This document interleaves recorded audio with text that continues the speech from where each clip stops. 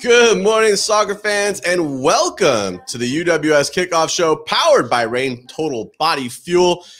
This summer, we are excited to get you primed for the weekend action in UWS and UWS2 by bringing you interviews, stories, and updates as we get you ready for each and every weekend in the summer of soccer.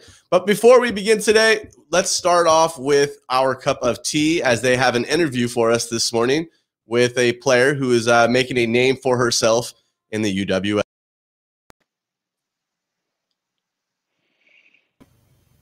Hey guys, you know what time it is? It is tea time. And as mentioned last week, our cup of tea, the #1 live show dedicated to women's soccer, premieres this coming Tuesday at 10:30 a.m. You'll find OG hosts Harley Ford and Satya Amari will be hosting the show along with Megan and me. Our cup of tea encompasses all things women's soccer, and it's featuring some of the best athletes worldwide. So now here's a little bit of a sip of the tea with Mia Wilderman of the San Antonio Athenians to get a glimpse of what you can expect on the show on Tuesday. So Mia, how's it going today?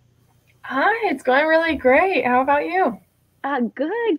Thank you. So you're really beginning to make a name for yourself in the UWS. Last week, you were named Save of the Week, and this week you're getting international recognition after having played America Femenil. So at the ripe age of 18, you've had the chance to play semi-professional and professional teams. How does that feel, and what are some of the key differences that you notice between club-level soccer and semi-professional and I guess even professional soccer?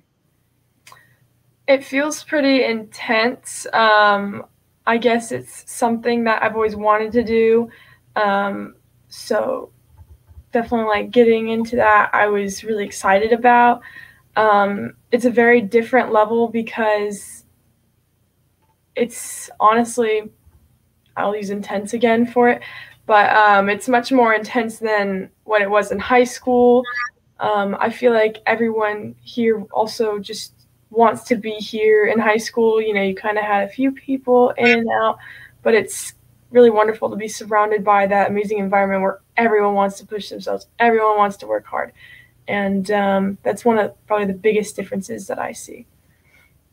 And how do you even prepare for those kind of games? You know, like you said, it's extremely intense. Do you have any pre-game rituals or something that you like to do that helps you kind of get focused and get in that zone? No, I guess I just have to treat every game just like the next, as it's equally important. Coach brought up one time a very important point once one of our players got injured, that you never know what game will be your last. So I go out every single game like it's my last. Oh, I love that. And so where did you kind of cultivate this passion from? Because I have to ask, I know you have a twin, and so what is it like, having a twin, especially when she also plays soccer? Do you think she kind of had a hand in that?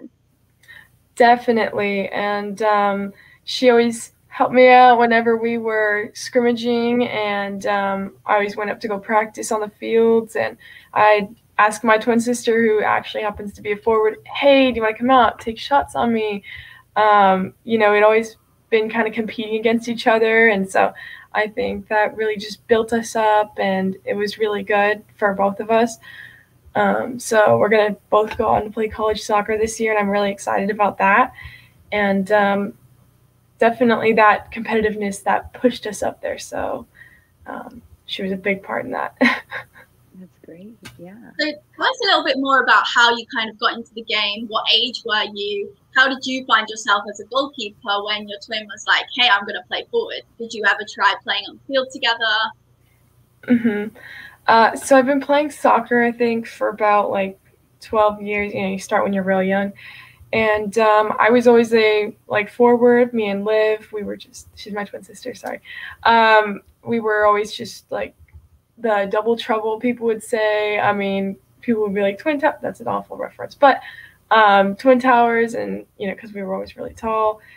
And I guess the moment I realized I wanted to be a goalkeeper was when our goalkeeper decided to step down from the position. She left mid-season, and we needed someone to step in, and I was really excited about that. And my parents kept telling me, no, this isn't what you want. They enjoyed having me score and everything. And I don't think they wanted to see me dive or get injured or hurt or anything, because it's a very physical position. But I just really liked it. And I wasn't very good in the beginning at all. I remember there was one game I punted the ball into my own net, and that was a moment where I just knew I needed to get better at this, and if I really wanted to continue. So I think that's kind of where I started off. It's definitely a good path, and I'm happy that I stayed with it, because after that, I didn't want to give it up, and I'm very glad that I didn't. Keeper is hands down the hardest position on the field, and after some of the things I've seen you do in games, I'm just like, how does she even make it to those corners and do those things? So I'm glad that you kind of you persevered and made it happen. And speaking of which, you said earlier that you signed a contract with Nebraska. That's a D1. It's in the Big Ten, great conference. So congratulations, first and foremost. That's amazing. But I have to ask, do you feel ready? Are you getting nervous about leaving home? And what about the change in climate? I mean, I have so many questions. How are you feeling now that you're about to take another big step in your soccer career? I feel like I kind of joined Athenians to really get ready for that college experience. I actually kind of joined intending to, kind of like practice and just be with the team, especially because I really wasn't going to be here for most of the summer, but I actually ended up staying a bit longer. So I definitely feel like this is preparing me. I'm really excited for it. I think the climate change will be all right, I think. I'm just going to bring my biggest throw blanket up there and give it everything I got. But there you go. Do what you can. Yeah. Yeah. And so how are you feeling about your team this year at San Antonio Athenians? And where do you think the future for the Athenians will go? I believe that Athenians can make professional. Coach always talks about it, and I see all the skill that we have on this team. And I know that in a few years we're going to keep building this up, and I know that we're going to go pro, and I believe that. And I know that if we give it everything we got, we definitely can. Well, Mia, I don't have a shadow of a doubt that you're going to do really big things. So thank you so much for taking the time to just spill the tea with us today. And also good luck on the game later tonight with the Athenians as we take on Bat County FC at 7:30 p.m. Central Time, which can be streamed via the MyCujo app. Also, for those of you who are watching out there right now, be sure to tune in right here on the UWS YouTube channel this coming Tuesday at 10:30 a.m. to get a taste of our cup of tea. Thanks, Mia. All right. I think that was a great interview. Thank you, girls. Appreciate it. Oh, kick Danny off. It's interesting to see. I actually got to bring Mia back on. Mia, I got to ask. So there's a local legend that happened. Apparently, a player went missing in the parking lot yesterday. They were walking to their car and they just fell off the map. Did you happen to see was there an MIA that needed to be put out for a player? Oh, no. That was funny. He's talking about funny. falling in the manhole situation. Just to give you guys some background information, if you're watching out there, I was walking to my car in the parking lot last night and literally fell in the manhole and scraped up my knee. And it's been the talk of the team, unfortunately. Hey, for the past couple There's hours. a way to spill the tea right there. Spill the tea. Right, there you go. It is spilled. Hey, Mia, I got to ask, being 18, what is it like to be playing at such a young age and having, I don't want to say expectations like you do have, but what is it like to play? Do you play with a kind of a chip on your shoulder like you have something to prove, or is this giving you a bit of confidence going into that year or your freshman year with Nebraska? Honestly, I I feel like it's preparing me very well for it. And I don't know. I really like playing soccer, and I really love everything about it. So, I don't really play for anyone else. I play for myself. And so every single game I want to do the best I can. And I think that this really did prepare me well for it, because playing at that next level and giving it everything you can every game can only get you better. So definitely that, I guess. Sorry. Yeah. Danny, any questions for me? Are you good? I mean, my glaring question is, we know you're such a quality player on the field, but off the field, do you follow soccer at all? Do you watch a lot of matches? Do you have a club team you follow abroad? Honestly, I don't stay too into everything. I really just watch all of our games and study them, and that's pretty much about it. Honestly, I stay updated sometimes on the women's team, but See, this is why you're such a much better soccer player than I ever was, because I couldn't help but just watch matches that had nothing to do with me playing, and that would have helped me a lot. I'm sure she's like, yeah, no, I just watched my own film and, just become like an absolute baller than I already am. I'm like, yeah, okay, can't relate to that. That's why I'm trash. There you go. No. That's awesome. Awesome. Well, hey, Mia, thank you so much for taking the time to join us this morning. We know you have a routine that you go through and you got to get ready for today. So good luck, and we wish you the best going forward at the University of Nebraska. Thank you. Have a good day. Cheers. All right. Awesome interview. Appreciate it. Thank you to Katie and Megan for putting that on. Mia, special thank you to you as well for taking the time to join us this morning. I know it's not too early, but hey, you never know. So listen, we had some power ranking shuffle this past week. Detroit City FC took a hard loss, and that loss, I think, it shouldn't have been what it is, and that's a different story. But we'll obviously, there's underlying circumstances, but there's a lot of disappointment. Detroit City FC said they're not going to lose it again, and that they're going to be back. But number one this week, the Chicago Mustangs have taken the top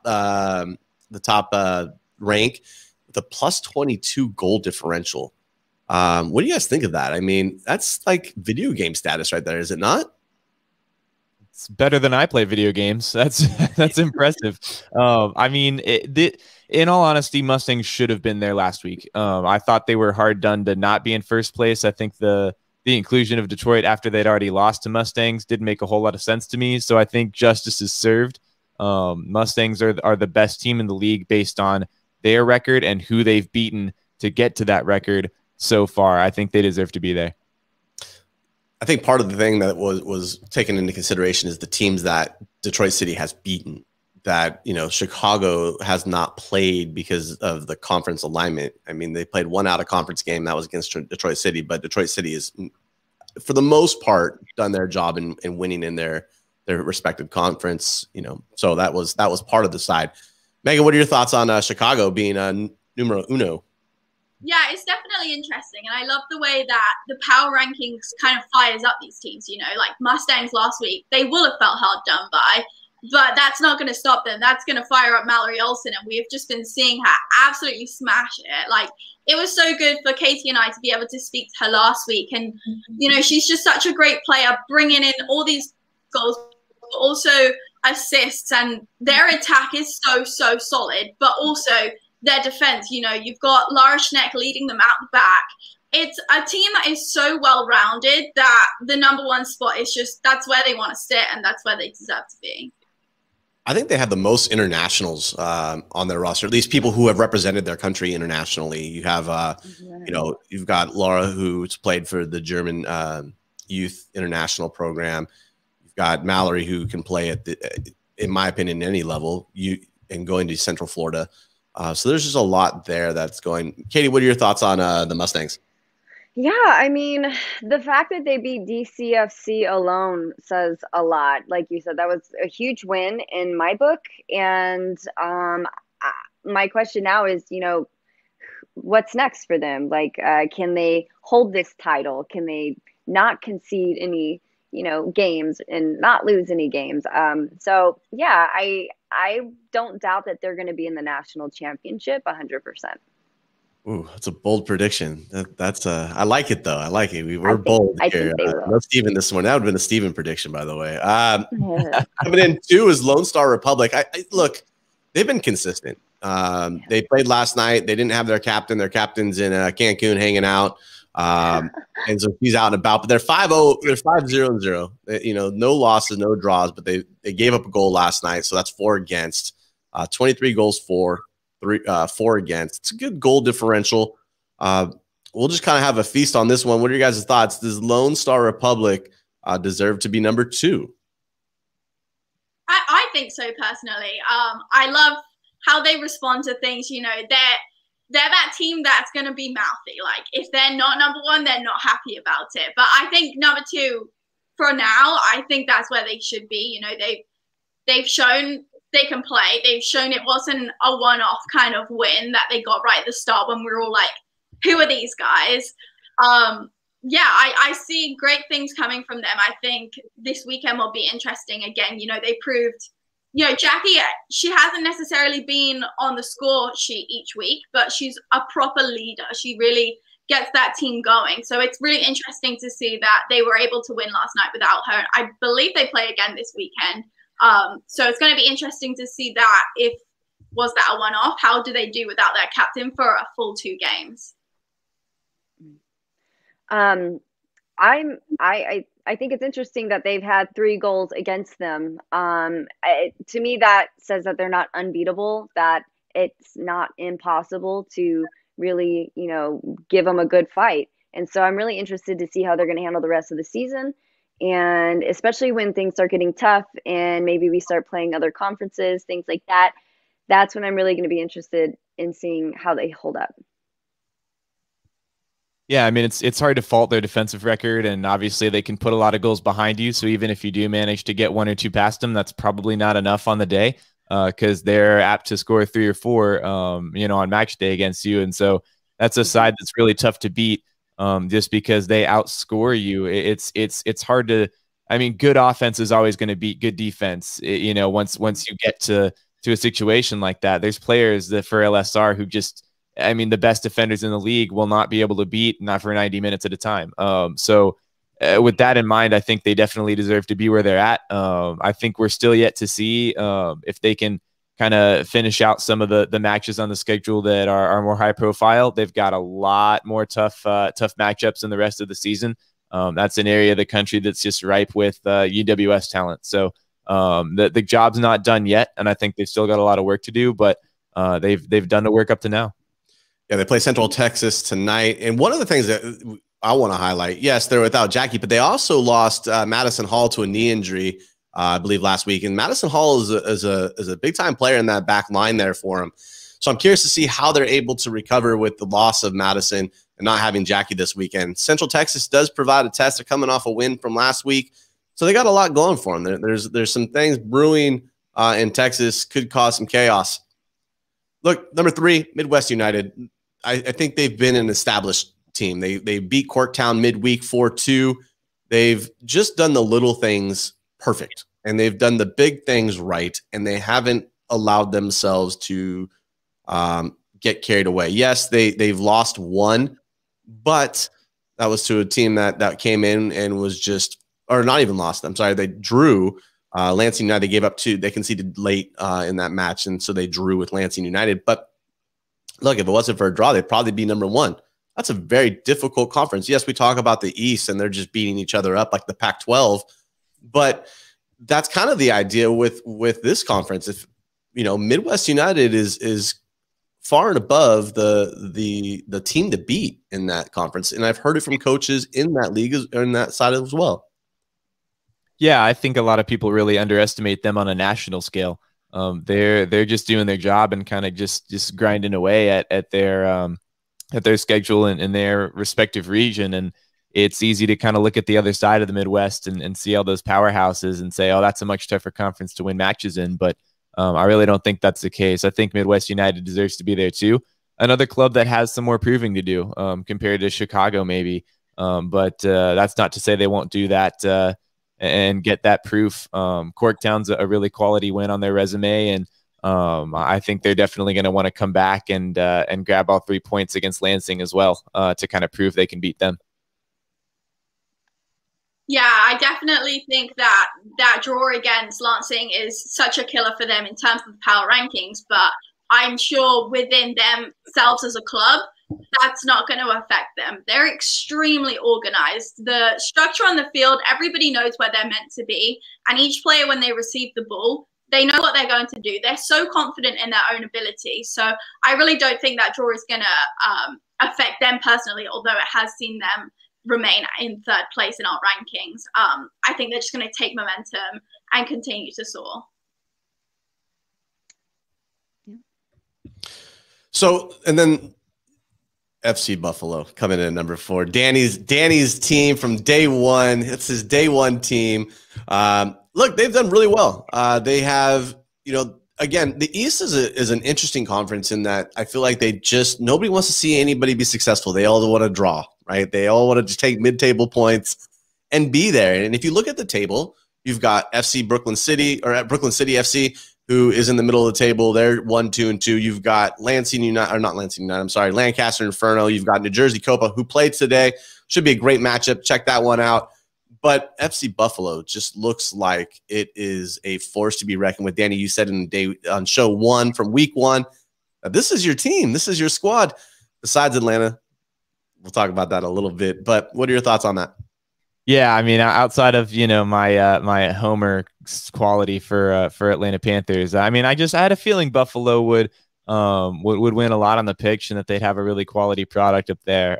So glad that that's coming true so far. Still a lot of soccer to play, but I still could really see that prediction coming true. See him in the Final Four. So this is a side that I think a lot like Midwest United.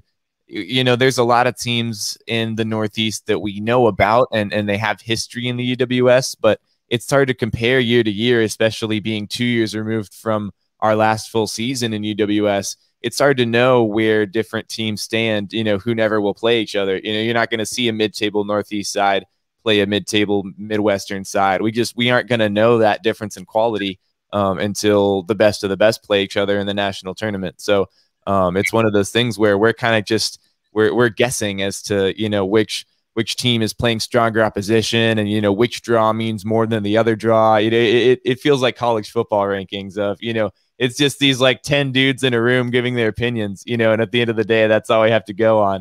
I don't know what that dance was, but yeah. So yeah, it's for me, that's one of the toughest sides in this entire division, in this entire league, really, just because that's a Northeast Conference with, big name after big name after big name, a bunch of teams that have been there for a while and know their way around UWS. FC Buffalo as the newbies are saying, hey, we can play this game too, and we can beat you at it. That's another team with a draw that kind of drops them down a little bit in a power rankings full of undefeated teams and perfect teams. But I think they've definitely got what it takes to rise up those power rankings if any of those clubs ahead of them falter. Yeah, I mean, Danny, you said it great. Just give a quick shout out to my mom. Hi, thanks for watching. But yeah, FC Buffalo have been like a joy to watch. I loved watching them, and I think the protagonist did a really awesome interview with 2 of their top players, Marcy Barbaric and Chris Macatrona, and it's just awesome to see those 2 players who they faced each other in high school. They then played a year together in college, and now we're really getting to see them come together and develop a partnership for FC Buffalo. And yeah, I think, like Danny said, it's these draws that are just like struggling to get them up in the top of the power rankings, but it doesn't mean that they're not good teams. And I definitely see them earning a lot more wins throughout the season. Yeah, there's no doubt they're a quality team. They're just playing good soccer. They're finishing well. They're moving well as a unit. Yeah, I mean, I'm just going to second everything you guys have already said. It's all good stuff. So, and then last but not least, Santa Clarita Blue Heat. Now, let's talk a little bit about this, in that they are a team that has done some great things. In fact, so great that Alyssa Thompson, who plays with the Blue Heat, was recently named the Gatorade National Player of the Year as a sophomore. So if you think about these things, this is this club. This is Steven's club, by the way, and he's already chiming in. I know he's paying attention. They're 3-0-0. They played International. They played Congo twice.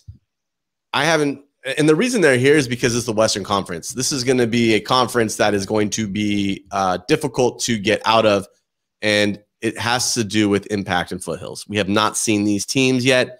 They haven't even seen each other yet up in Canada. They've been playing scrimmages. Impact has looked really good in these scrimmages. I tried to reach out to Coach Flannery for Impact to see what his thoughts were. But I'm curious to see, and the reason I have them at number 5 is I think if they can beat Impact and Foothills, that's setting a tone. That's raising the bar out west, but not just out west. I think the three of the top teams in the league come from the West, and it's Blue Heat, it's Impact, and it's Foothills. So if they can, it's going to 5 and 4 is going to be it's going to be a battle. That's for sure for the teams out west. Yeah, no, I agree. There's still so much to learn, and that's an area of the country I don't know much about. We're gonna learn a lot in the next few months, but definitely feel like there should be some West representation there. And if there's going to be a West club, of course, it'll be the one that's undefeated so far. I feel like some of the best players come out of California and the West. So I don't have a shadow of a doubt that their conference is next level as well. It's sometimes hard to tell just by scores unless you're actually watching the game, the quality of soccer, the way, everybody's moving together. And so that's one of the things that I noticed out from the Heat last week. And they're just a good team, and there's a lot of key players who do really, really good things. So yeah, can we just appreciate that smug look, Jonathan, when Katie said that about California? West Coast is the best coast, right? Stephen would agree with me.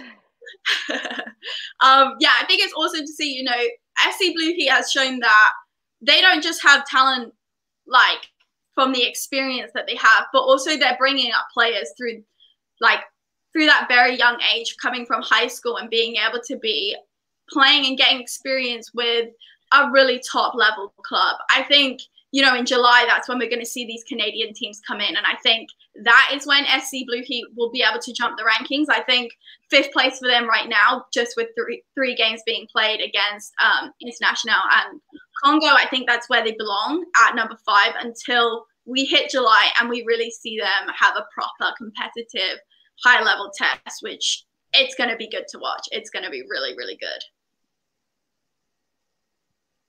Ooh, Texas. Oh man, we're opening that can. I mean, they might be right though. I can't. I don't disagree. I'm just saying there's some really good players out of Cali too. I see you, Benji. Soy Sap. I see you. Hey, Jonathan, you can disagree, but you probably think Pac-12 is good football too. So no, it's not. It's not. Okay, it's good. I thought just making sure we're clear on that. I'm a Stanford fan over here, so we can be miserable together. But let's not be miserable anymore, because it's time to bring on one of my favorite guests all season long, and that's saying something. We have brought on from my beloved Atlanta Panthers in Marietta, Georgia, none other than Maylee Johnson. And she is here with us. Yes. Yeah, there she is. Awesome. Maylee, welcome. Thank you so much for coming on the show. Excited to have somebody else in the Atlanta Panthers corner. I've been fighting for you alone over here. Yes, Joe's with us too. But Maylee, how you doing? Welcome to the show. I'm good. Thanks for having me. So Maylee, we got to ask, first off, let's get into some Atlanta Panthers questions. What's it been like? What's it playing at this level? It's what has it been like for you? And start us off with a little bit about your background. How did you get started in the game? For me, I'm from Trinidad and Tobago. Started at an older age than everyone else. I started playing at 11. Played with my national team at the age of 14, 15. Played against the likes of Mayhem, Judy Fowley, Cindy Parlow, and those players at a very young age. played with my national team 10 plus years now, little older at this point in time. And I got a scholarship to Kennesaw State University. So graduated from there. And now I'm here with the Atlanta Panthers. Well, let me just, for those who don't know, because a lot will probably not know Kennesaw State, one of the most quality mid-major programs consistently over the last 5-10 years in women's soccer. They play out of the ASUN, which is the same conference as the school I go to, Lipscomb, and it's a little bit annoying because y'all beat us every year. And so no thanks to you for that, but that was... you were probably a big reason why we keep losing to you. But I dual enrolled at Kennesaw State too when I was in high school. So some KSU love too. But that's a really quality soccer program for those who aren't familiar. A lot of really high quality players from across the world end up there, and the Owls have a perennial power over there. So that's saying something. Maylee's probably too humble to tell you, but that's pretty impressive stuff.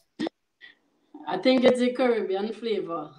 There you go. My question for you is, it being with the Panthers, a brand new side, right? And Bernie Veal, the new owner, has been doing a lot of great work to make it not feel like it's a brand new side, but it still is. You know, what's it been like? You know, getting to know the team and you know, being with, you know, because I'm obviously you've traveled around quite a bit and been the new player on different teams, but is it different to be on a new player in a team full of new players where, you know, almost no one knows each other? Most definitely. And I think Ms. Beal has done an amazing job.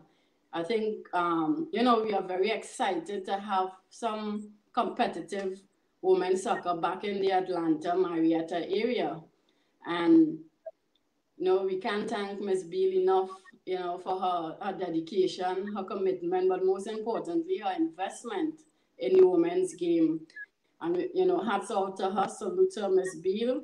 And, you know, we look forward to creating a strong foundation and doing great things in this season. Obviously, there's only 4 teams in our conference, but it's 4 really good teams. And we just look forward to working hard, being competitive, and having fun and just build for the next season as well. So you guys are currently 2 games in, and you've really shown great capabilities in your attacking play, putting 6 past Pensacola Academy. Do you think that's the strongest part of your game? What can we kind of expect to see from the Panthers? Is it goals galore for you guys? Most definitely. I think Coach Ron has done an excellent job putting together some quality players. We have the 2 Haitian youth national team players. We have Hannah White from USC, Tori Penn from Georgia. And they are extremely good attacking players. And I think that's what we try to build our game on, pressing the teams high, winning it up the field, and going to goal, being aggressive towards the goal. So Joe Johnston, Johnstone, I should say. Sorry, I always say Johnston. Johnstone wants to know, what's the biggest difference between the college game and UWS, Maylee? In that, you know, the game, is it a different pace? Is it the physicality? Is it more like playing at the international level? You've played at the international level, so yeah. How would you compare college and the UWS? I would definitely. Well, I'm not a spring chicken anymore. But I've seen, after not being in competitive soccer for some time and coming back now, playing against a top team like Pensacola, you see how much faster the game is. And they have quality players from Colombia as well. So the difference, I would say, when I played at Kennesaw to now, the game is way more faster and way more advanced with the type of players, the creativity, the aggression, and you know, just the total tactical understanding of the game. Maylee, I can totally relate to that because I'm also an older player that has come out of retirement to lace my boots back up. So I'm like, yes, I feel you. I'm so glad I'm not the only one. So that leads me to ask, how are you holding up? Like physically, I mean, I know there's so many more things you have to do to maintain the body now. And yeah, so what do you do outside of practice to ensure that your body is maintained so you can keep up with these youngins out there? For someone who've had knee injuries my entire career, it's been tough, but because I am super competitive, I take it as a challenge. And for me, you know, I do a lot of, you know, strength training during the week as well, just to be able to keep up with these young, they are highly competitive, but they're also, you know, pretty good. So for me, I just have to, you know, eat proper, again, be in the gym at least 2-3 times a week to make sure that, you know, my body is right for a game on the weekend, and especially back-to-back games. I try not to play back-to-back games for many reasons, but that's how it's set up, and because of my passion for the game and my competitive nature, you know, I do what is needed to be able to at least give a 45 or 60 minutes. Bailey, I have to ask, you've played at the international level since the age of 14. What have you noticed in the change in Trinidad for women as it relates to soccer? How has it grown in the last, you know, 12 years or so as it relates to that? Actually, no, 20 years, 21 years.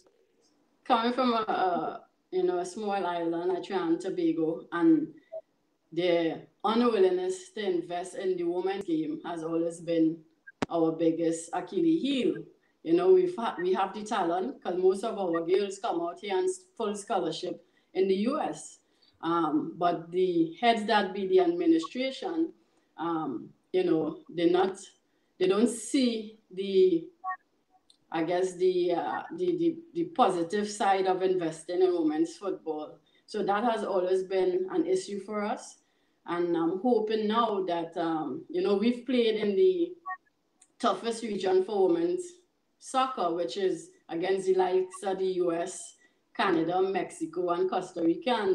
So their budget is totally different from our budget. So to compete with those powerhouses, it's kind of difficult not having at least half of what they get.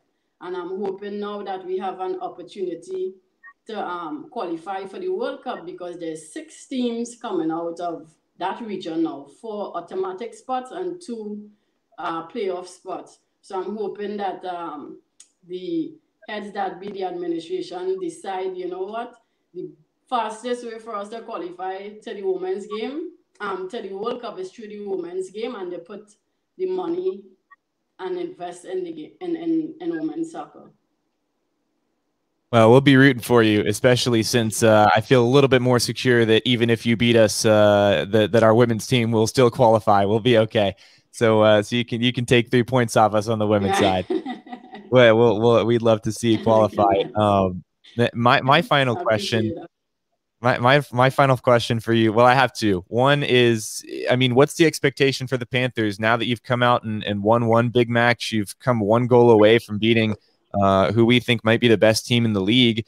I mean, are there expectations to come back and beat Pensacola and maybe make a national title run?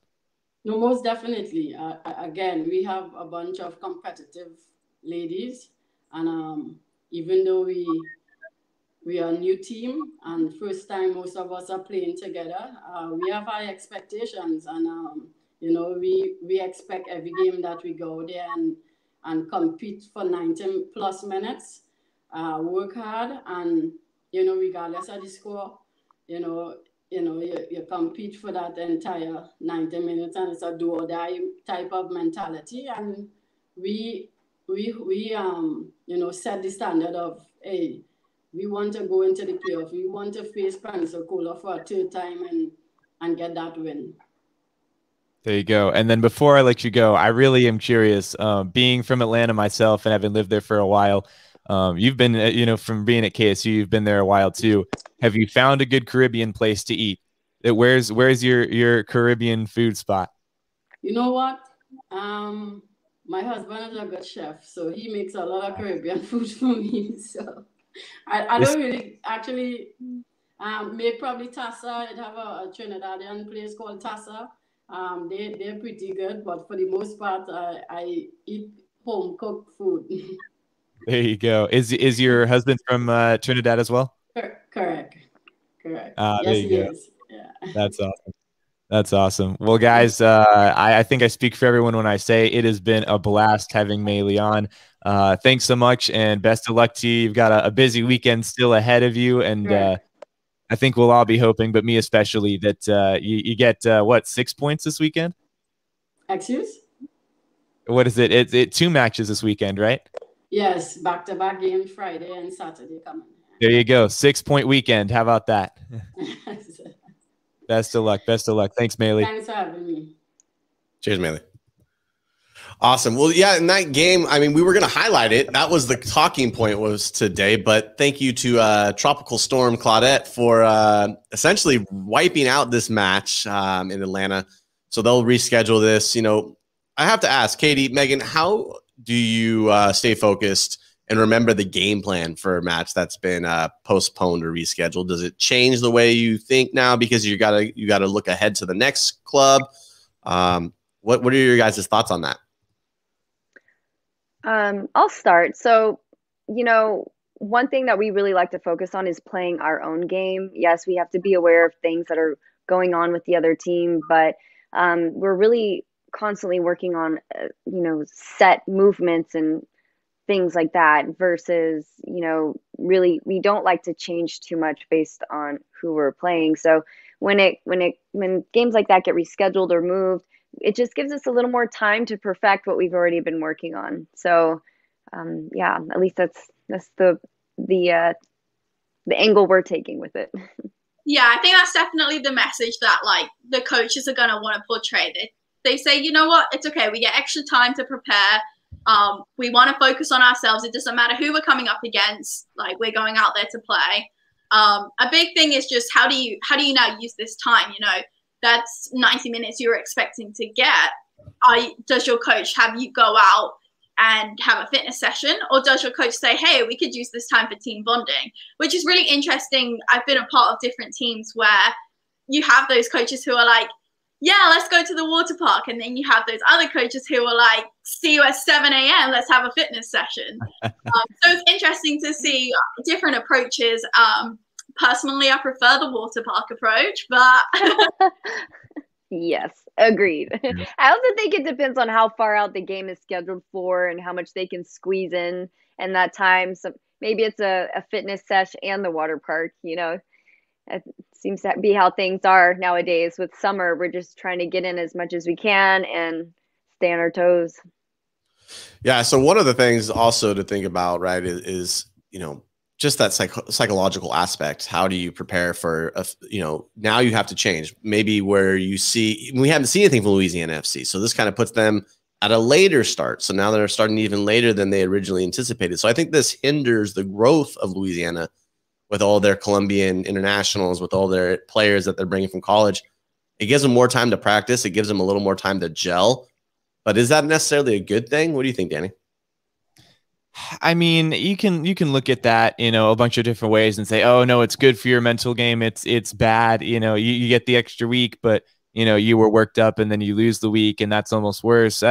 I mean, at the end of the day, the better quality team is going to go out there and get 3 points. You know, all these players in this league are determined, and on the mental side, I'm not worried about a single one of them. And especially for Louisiana, they've got a lot of internationals and former internationals, especially from Colombia. That's kind of where they've grabbed their kind of pipeline, and that's going to be a team that's cool-headed. No matter what the circumstances are, they're going to go out and play a quality game of soccer for 90 minutes. I'm not worried about them at all. They should be a fun team to watch, and I think you know, mentally they'll be prepared no matter what the circumstance. I gotta say that, you know, it's interesting to hear that aspect in terms of just being that mental prep, right? We always have to think about what's next, and we're constantly in that race in our mind that we have to be on to the next thing, but we forget that we can still prepare, and we'll see what happens. So Joe, during the interview, Joe actually came out with a question. He says, this one is for everyone. Have you seen a growth in the exposure for the women's game being involved in UWS? And what more can we do to grow the game? And Megan and Katie, I'll kind of leave that with you guys. You guys play in the league.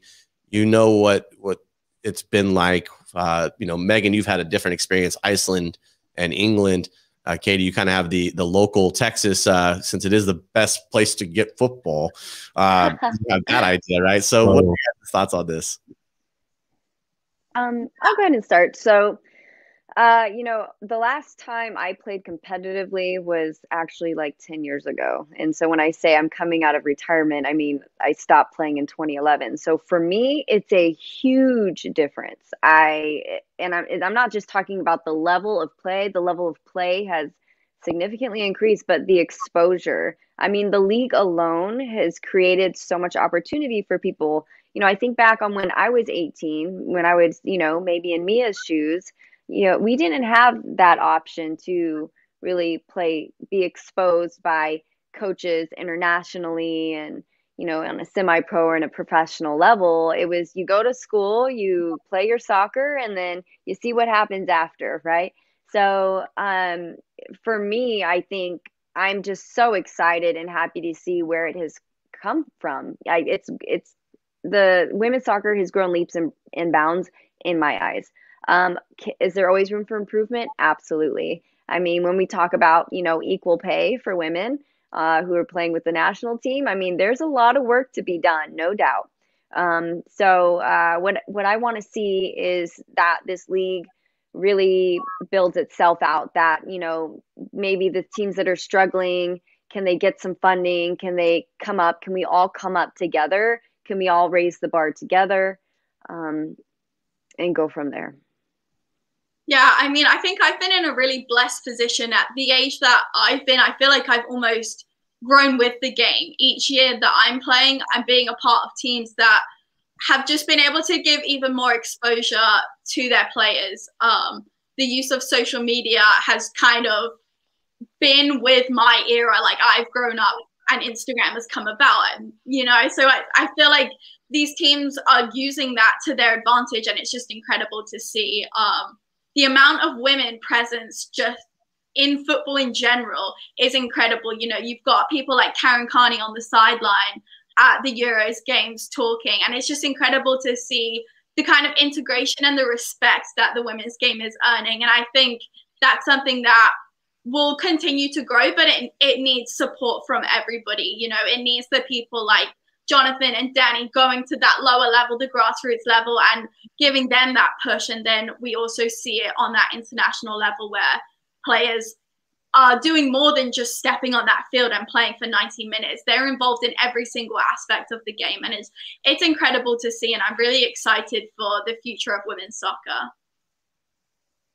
Well, I'm gonna bring in. I've got two senior level players. I want to bring back Mia, who's still with us, hanging out backstage. But I'm bringing Mia on. I want Mia's perspective.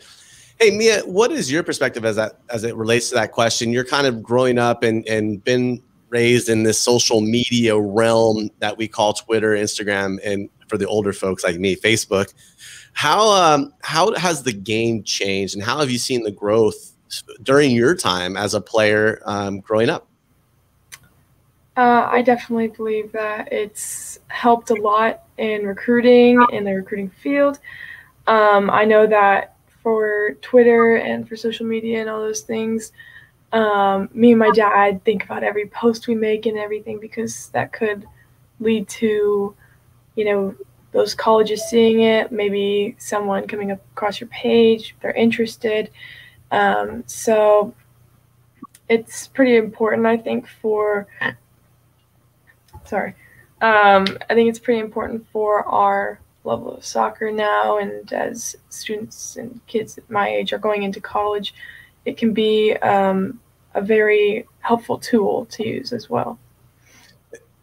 Danny, I think you had a question. I saw you start to kind of go ahead, Danny. Oh, I did not have anything. Oh, I thought you did. Nope. Hey, Mia, so in terms of the growth of the game, how has the game grown in your opinion? I mean, you've played now I think 6 matches in the UWS. What have you seen as the growth of the game is related for women? Through just playing and your experiences. Okay. From my perspective, it's really amazing because I've seen more and more people become interested in this soccer and interested in women's soccer in general. And I think that's pretty amazing because we have people now who, even I know personally, would never really watch women's soccer, and now they're like into it, and I think that's pretty incredible. And it's really provided for myself an amazing experience because I know that if people weren't as into this, we wouldn't have amazing semi-pro teams for me to join, such as the Athenians. So I'm very glad that it is growing. Awesome. Hey, Katie, give us that plug one more time for the Athenians game this evening. Yep, that's going to be on the My Cujo app. It's at 7:30 p.m. against Bat County FC. So be sure to tune in. Awesome. Mia, thank you for jumping on, spare the moment there to answer that. No problem. Yeah. So, Megan, we had let's get back to week 6. I know we've kind of been all over the board. We're running daylight here as it relates. It's getting sun's perking out, tea time's warming up for me today at 10. Let's go back. Let's talk about week 6. We had a lot of matchups. What week 6 match had your eye? Yeah, so for me, it was that game that we featured last week between the Central Texas Hornets and Alacrane. So it was finished 2-1 to the Hornets. An excellent matchup between the two teams. All the goals actually came in the first half. We saw Alacrane's take an early lead in the 11th minute through a penalty by Ashton Peets. Which Mariah Scott, who we interviewed, she was actually agonizingly close to that penalty, to saving it. She kind of tried to get in the striker's head by jumping to the left, and then the player went to her right. And I think that little jump to the left was actually what stopped her from saving that penalty, which is such a shame. But it was a really perfect placement penalty by Peets, which ended up seeing her team take the lead. The Hornets bounced back pretty quickly and saw 2 goals go in with the space of, I think it was just a few minutes. The first goal, Alacranes tried to clear it, but it fell to the feet of a Hornets player, and she struck it first time into the back of the net. A really, really great strike. And then a few minutes later, we saw them double their lead, and it was almost from exactly the same spot on the field where they scored again, but this time it was some really great build-up play. Then in the second half, although it was goalless, we did see a red card. So it was a second yellow, which was a red card in the 73rd minute. Now, I think this is the first red card I've seen. Kind of like the drama, But, it was all in all a really great competitive match between these two teams. Great to watch, great to see. And I think the Hornets came out on top because they were the stronger possession team. They were stronger in the attack, but yeah, a really, really excellent match. Yeah, it was a good match, and I'm glad that Central Texas was able to come away with the win. They'd been waiting for that for a while. Danny, we know you got to head out here pretty soon to get ready for your announcing duties. But what match had your attention in week 6? Oh man, I wish. I am headed to Asheville for some soccer, but unfortunately, no announcing. But for me, last week I was looking at a pretty interesting game. Rochester Lancers taking on Lancaster Inferno. And I know we've mentioned Lancaster, I think, being the only team that Buffalo hasn't won against.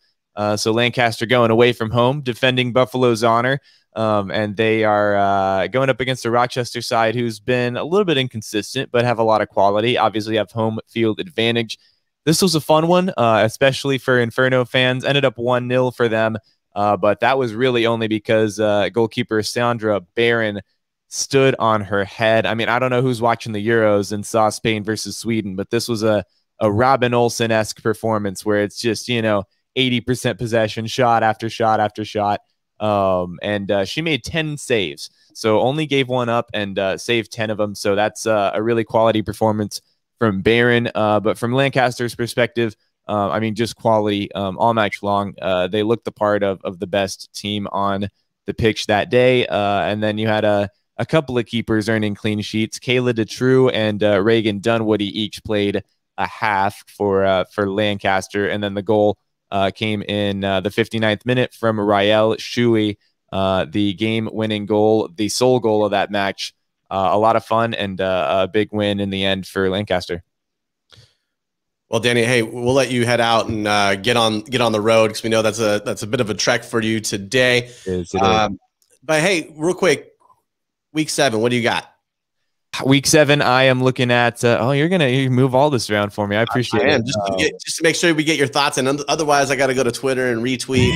I'm not pushing buttons right now. That's too much for you. Well, I'm looking at a team, Muskegon Risers, who's kind of traveling across their conference to take on MSC Peoria. If I'm not mistaken, that is officially an out of conference match, just because it's north going to south. So it's a chance for them to hop onto the other side and take on an opponent that they haven't seen yet. Obviously, they've struggled quite a bit, but the team they're playing, MSC Peoria, coming off a couple of losses, well, one loss in a row, just lost to Chicago Kicks. So these are two teams that kind of get to play a new opponent and have a chance to wipe the slate clean, more or less. Two teams that I think are hard done by being at the bottom side of their table. So I'm looking forward to see who takes advantage of that opportunity and grabs those 3 points. It's Peoria hosting, I believe, and that's happening later on today at, 7 p.m. And I'm assuming that's Central Time, local time. So that's another one you can catch on 11 Sports. Awesome. Well, Danny, have a great rest of the day. You actually just teed it up for Katie, who's going to talk a little bit about her match of week 6. Danny, have a great rest of the day. Enjoy the drive. We'll talk to you next week. Appreciate you guys. Y'all are the best. Keep supporting UWS. See y'all next week. I was going to say, speaking of Peoria, they had a great game against Steel City FC. They won 6-2, but it was anytime you see these high-scoring games, it makes you think about how not boring soccer is. I've heard people say, "Oh, I don't know what's happening. It takes forever to get a goal." I'm like, "Well, watch one of these games and tell me different, okay?" It all started off with Steel City's number 2, Laura Stepniak. She scored an upper 90 off a set piece. It was beautiful, and I think it shocked everybody. It was so quick. It happened so soon in the game. Everybody just looked shocked, and I think that really lit a fire for Peoria. So they came back a couple minutes later with a goal, and then they scored another one right before the half. So something must have happened during that time because also at the top of that first half, FC came back for another equalizer. So they equalized it early in the first half, and then now they're equalizing it again early in the second half. So it's 2-2, and it's a whole new game. But unfortunately, Steel City couldn't hold that draw, and Peoria came in with another 4 shots, 2 of those being from Kaylin Steffens. So she's, I think, another one of those players to watch coming up. And it just says a lot about Peoria as a team as well, because every single shot they had was pure quality. I mean, maybe the very last one, number 6, could be a little questionable. Everything else, I mean, the through balls, immaculate, placement, immaculate. It's quality soccer here. And I was sad to see Steel City concede that draw, but also at the same time, I think they just needed to light a fire there. So I'm interested to see, what happens throughout the rest of the conference, but I think Peoria is really a team to watch. Definitely agree. I think that there's an opportunity for Peoria to kind of make some waves going forward. Hopefully they can find their way out of the bottom of the table with a win today against Muskegon. We'll see. My matchup was the Blue Heat versus Congo, a trip that went actually opposite. If you watched the UWS Weekly, we had Congo on last week.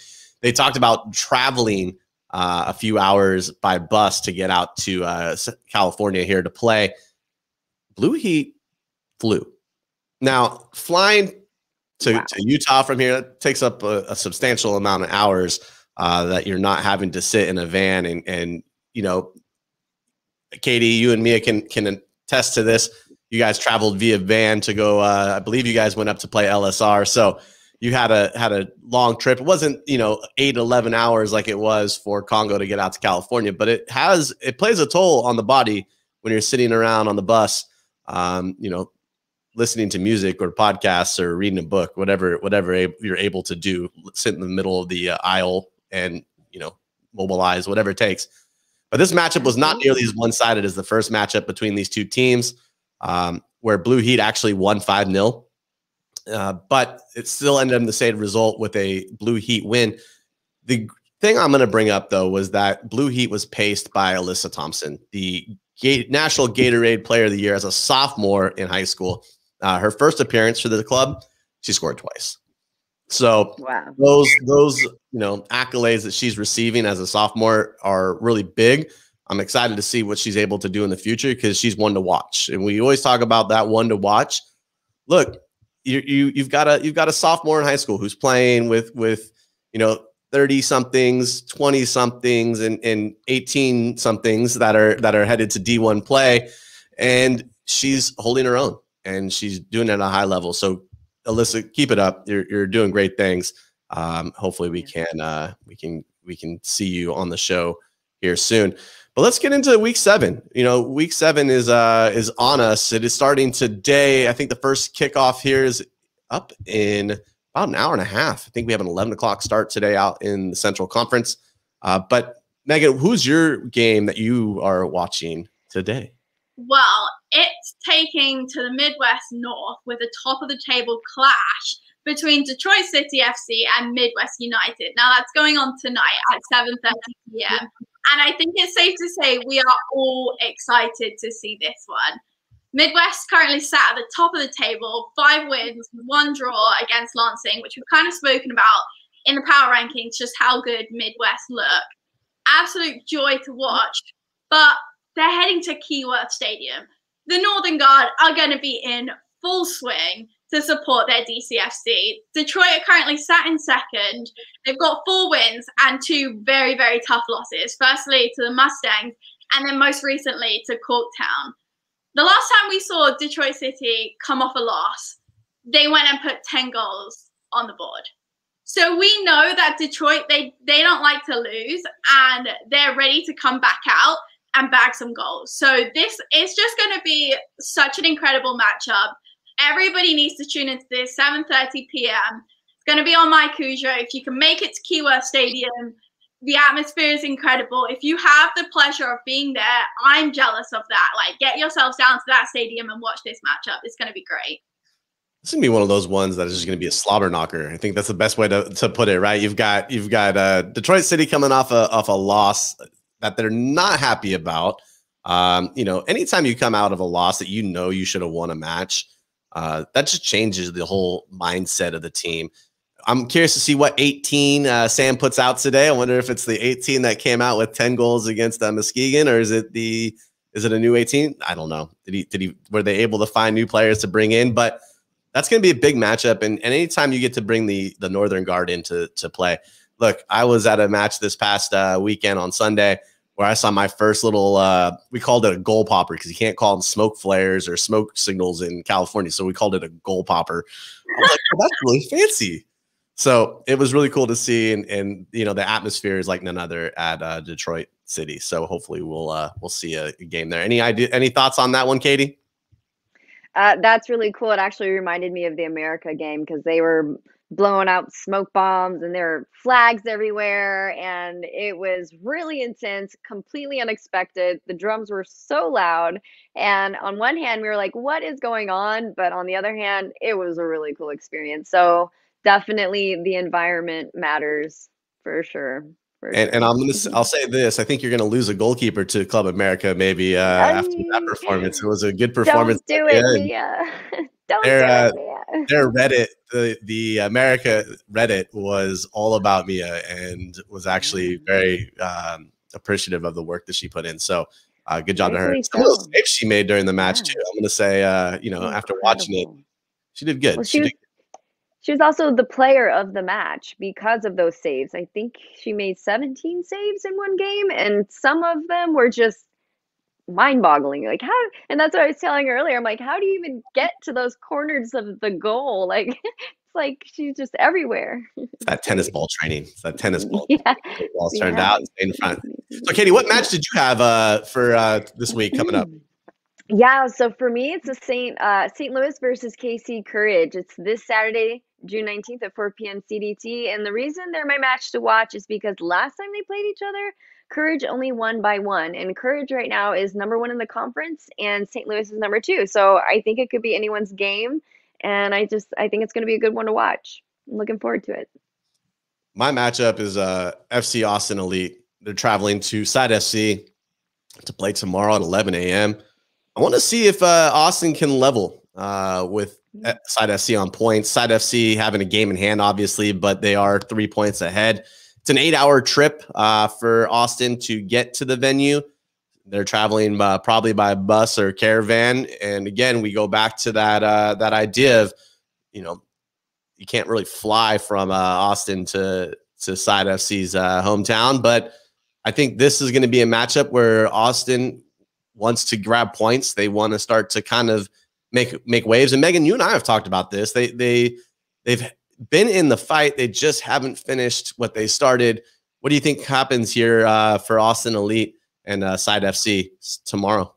Yeah, I mean, Austin really need to get some points on the board. It's not because they can't play. We can see that they're an extremely talented team. They're just coming out on the wrong side of these results. It's that final piece that they're just kind of missing.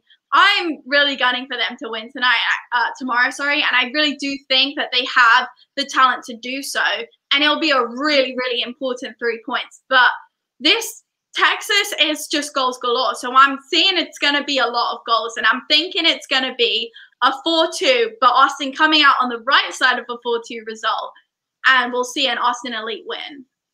Ooh, an Austin Elite win. I think this is the first time we've had one of those. Katie, what are your thoughts? My only worry for them is the traveling. That really does take a toll, like on Austin FC Austin Elite turf, without a doubt. And I'm not doubting anybody here, but I just know that's going to be a huge hurdle for them. 8 hours, it's a long drive. So I hope they have some time to get out and move their legs and stretch and get a lot of touches on the ball and do what they need to do and be in the right mindset most of all. But yeah, we gotta rep Texas at the end of the day. We gotta rep Texas. So come on, Austin, you got this. So we have no team of the week yet, as the league is just finalizing that. We did have a couple of matches that were entered in late, so they were still going through the process of getting team of the week sheet out. Should be out later this afternoon. So team of the week will be out later this afternoon. But guess what? We had some goals. Dun, dun, dun, dun, dun. We had a lot of goals this week. Like, this was tough to get a top 4. There was a lot of top quality goals. There was some that were really quite similar. You could put them screen by screen and be like, who did it better? I just love the UWS's quality for bangers. It's awesome. Quality bangers. Quality bangers, yes. There we go. I like it. Love it. So let's get into it. I'm not going to play all 30 seconds of that. But hey, let's get started here. So we have goals of the week. The first goal of the week, Janine Nunez from the Long Island Rough Riders against the Connecticut Fusion. Far post, curls it over the keeper's outstretched left hand into the back of the net. Madison, obviously, this is in a match where she was pushing for it. Some great things, just absolute fire from the left foot. Mary Kate McGuire, individual slots it home. Okay, that's awesome. And then Tiffany, this is my goal of the week. I mean, we talked about the one last week where it hit off the keeper. This was a no doubter. This one from a set piece, getting up into that top 90, up in the right corner. Let's go ahead and rewind this. But Megan, walk us through the first goal by Janine here. Yeah, so this was an excellent goal. If you hit the side netting, I love it. Like, that's caught my attention. She recognizes she's got that space to hit it onto that left side, and she puts it in the perfect unsavable spot. Side netting is so hard for goalkeepers to reach. You see that goalkeeper is at full stretch, but there's just no chance for her to get it. That's a top quality strike. And Nunez also had another great strike in the second half, and I was putting her goals side by side, trying to decide which one was better. But for me, it was this one. I think that's a top quality finish from a top quality player. Your mom's in on the your new hashtag. You got the hashtag Summer Soccer. Now you got your hashtag. There we go. All right, here we go. So the next goal, Mary Kate, or no, sorry, Maddie. I think Maddie's goal is here. Maddie's goal. So Maddie for Corktown. Yeah, this is a really, really high quality finish. She is under a lot of pressure from that. And I think you can see how crowded that area is, but the fact that the goalkeeper doesn't even dive. Like, the goalkeeper does not see this coming because it's such a crowded area. She has no right to score from there, let alone hit it top bins. That's a quality finish. The thing to think about for this goal is like the keeper's just like, where's this ball going? I think the keeper didn't see the curve that came from it. Obviously, you know, you've got some people in front of you, so there's some traffic that's kind of hindering your view. But at some point, this is going to be, you know, my take. You got to go out. I don't care if you think it's going wide. If it's that close to where you're having to watch it and pick it up out of the back of your own net, you got to make an effort. You have to put it out there. Yes, some players won't do it because they're afraid of overextending themselves and hurting themselves. But when you're in a close matchup and it's a game against a local rival, you gotta take everything like it's going in. I don't care if it's a little short and you've already got your post covered, but the angle here that the keeper took, I don't know if they saw the curve or if it was a knuckle. You can't really see the trajectory of the ball, but I'm going to say it's a quality finish by Maddie. It's not the first quality finish she's had this year, and it won't be the last. Katie, what are your thoughts? I know you get to see this a little bit different.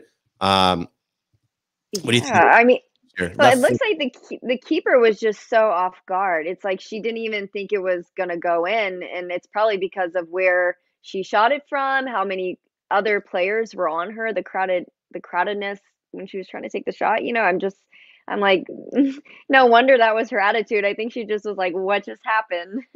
So that's a great shot. I think the traffic was the main thing here.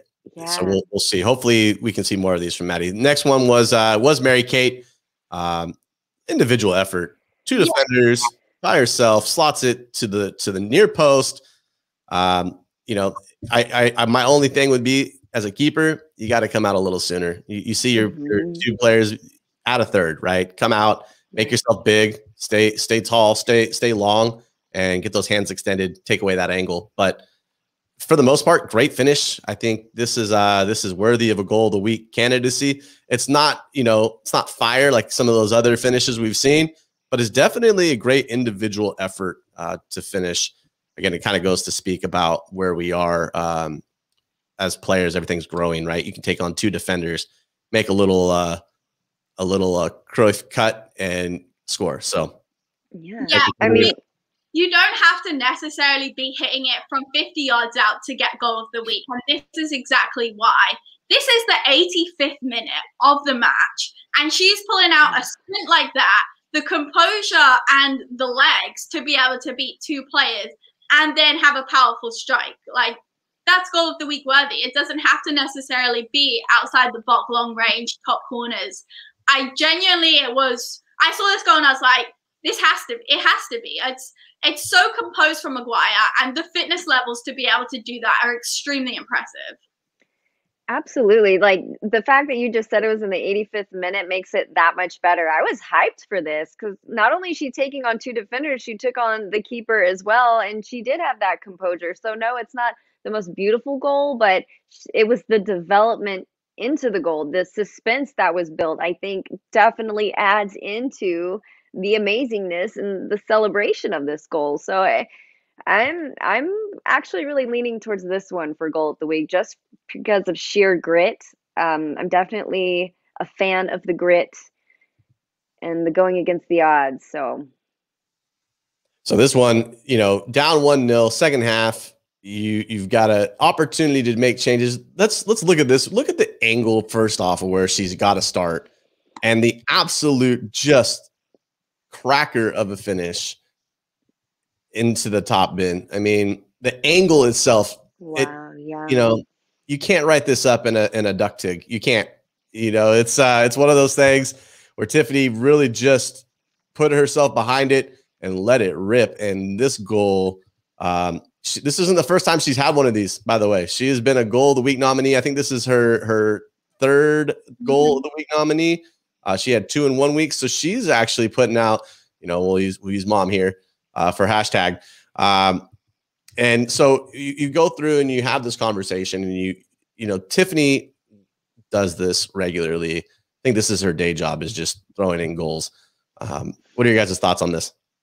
Yeah, so the commentator in this game actually, he kind of questioned, like, was that a cross? Was that a shot? But if you look at the players in the box, that was not a cross. And if you know Tiffany, that was not a cross. She recognizes when she can shoot, and she can put it in that perfect placement. I have absolutely no doubt that she knew she was shooting and she knew she was scoring.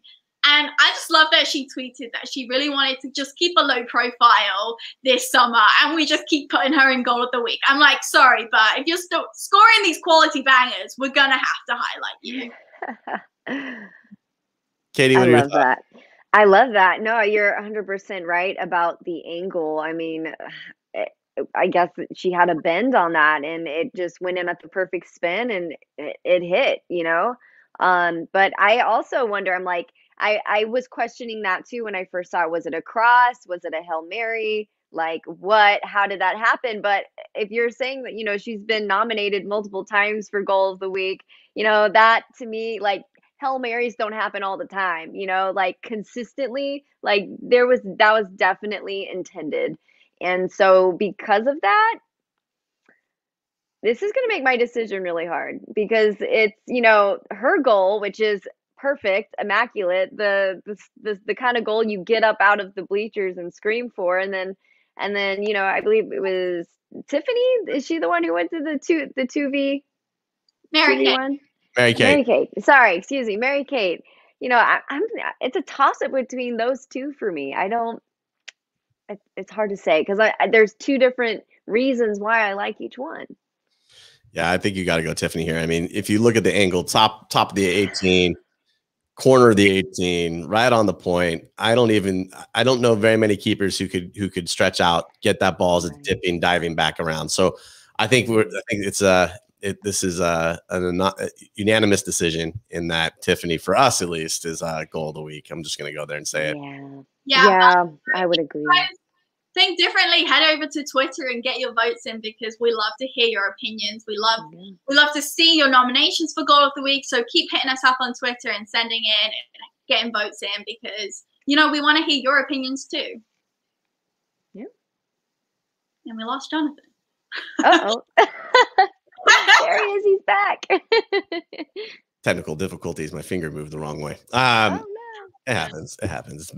Hey, by the way, we have not had a Wi-Fi interruption in Florida today. This is the first show we have not had a Wi-Fi disruption in Florida. So congratulations, Florida. You're not a mess anymore. You actually got it going on. I was going to say, let's not jinx it. Any storylines that have your guys' attention going into week 7 today, or is everybody good? Okay, one thing that's got my attention that we keep seeing week in, week out, penalties galore. Like, how many penalties are we going to see this summer? And how many top quality penalty takers are we going to see? Like, penalties are tough. That's just sheer confidence, and you obviously have worked on them behind the scenes in your own time. I love to see it, and I just want to know how many penalties we're going to see this weekend. The stakes are getting higher, the closer you get to the end of your conference, the more crazy the game is going to be, I feel like. So I think that trajectory is just going to keep going up. But to guess how many, I don't think I can guess. I don't know. I just don't know. I think my storyline is going to be what happens in the Midwest United Detroit City game. Lot on the line. There's 4 points of separation. Midwest United 16 points. Detroit City with 12. There's a separation there of 4. They're even on matches.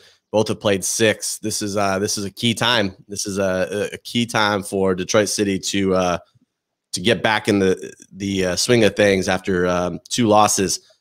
Can't lose out. You gotta win through. I think in the Eastern Conference, can Buffalo continue their win streak? Connecticut Fusion, team that we haven't really talked about much, is really on their tail. 12 points, 1 point separation.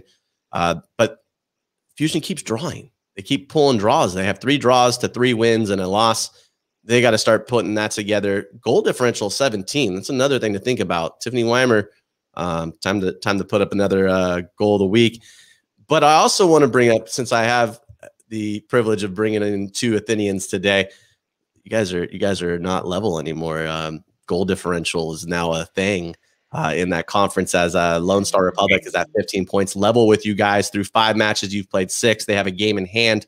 Goal differential plus 19 to plus 5. We need to see the Athenians kind of jump on the wagon here for some points, getting on the board. Yes, you guys have been playing well defensively, but we got to start seeing that offense kind of kick into gear.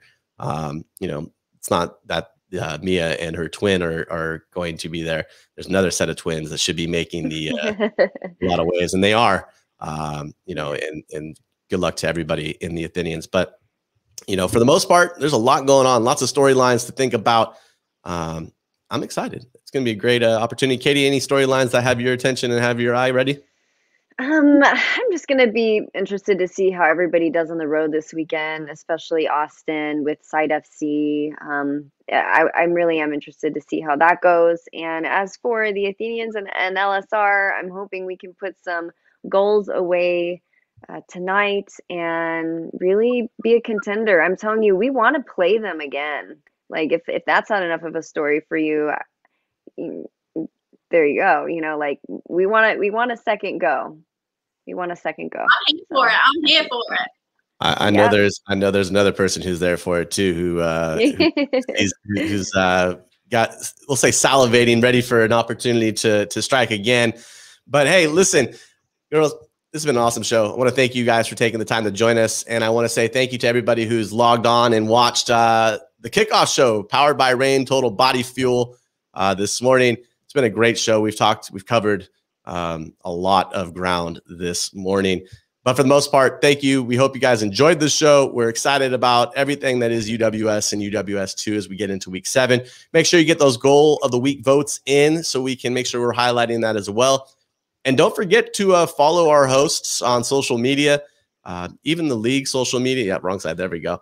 And we look forward to seeing you guys all next time. Yeah, it happens. It's too early. It's way too early for this. It's the backward way. So thank you, everybody, for taking the time to join us. We really appreciate it. And with that, cheers, everyone.